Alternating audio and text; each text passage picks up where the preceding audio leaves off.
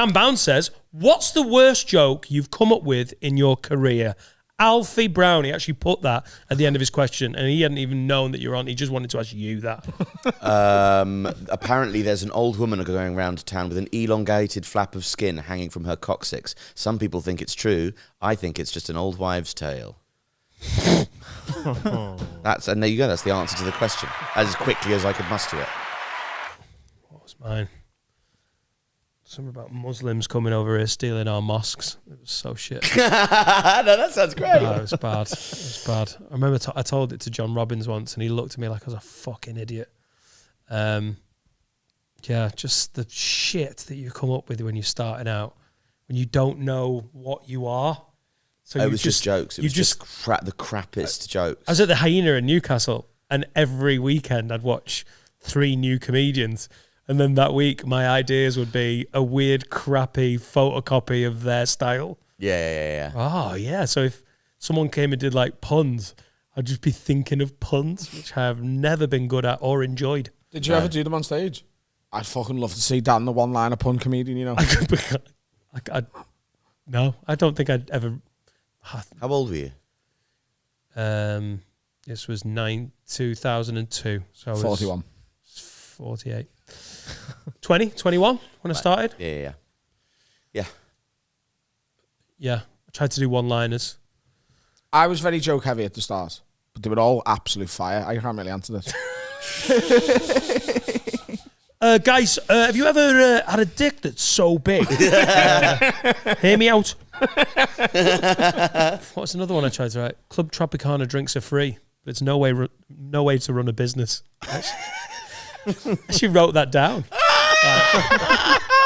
That'll fly. Like, where does that even go in my? It's so mental. How I'd love to get old notebooks out. I've got them all piled up because we did that as a little section for a while. Do you remember? So there's 2 sections I would like to bring back. That for Patreon records to just go through, because we did it in the lockdown when we were we were looking at each other 6 times a week. Let's change it up a little bit.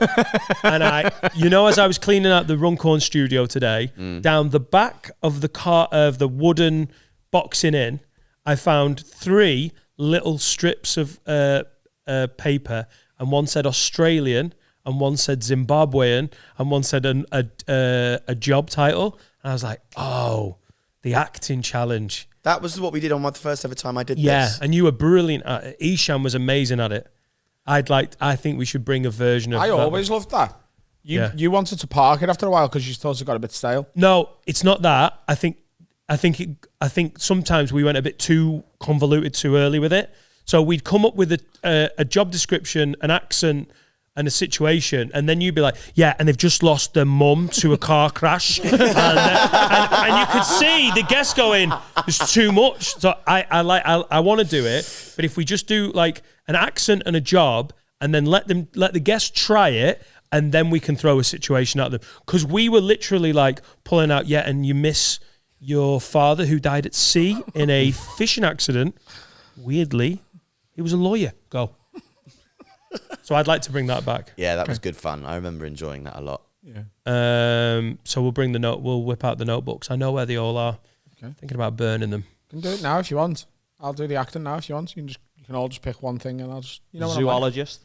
A zoologist. Where's he from, Finn? Texas. Woo! Right. Zoologist from Texas. He's got to be in some sort of pedal. So he's lost his vehicle registration document, and he needs to transfer ownership immediately. Yeah, it's been stolen by monkeys. That's one of the downfalls. Yeah. V5 around baboons. Be careful. They're trying to erect their own abseiling equipment to go around the pen in with the vehicle registration document, and he's worried that if he tries to get it back, they're going to savage him like they did his children. See what I mean? Keep it simple. There has, for some reason, we end up with dead someone.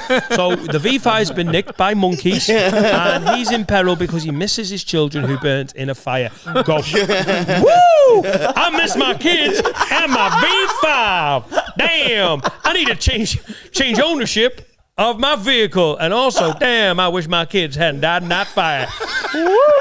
I got no need for this Renault Espace anymore. Now the family gone. Tell you what, that's I one can way to learn. downsize to a Fiat 500 now. Y'all never give matches to a monkey. I learned that the hard way. Woo! Woo! I don't know why I keep doing that. I shouldn't be happy. I'm lonely. My wife left me because of the burnt children. Woo! At least I still got my monkeys. Arsonist fucks.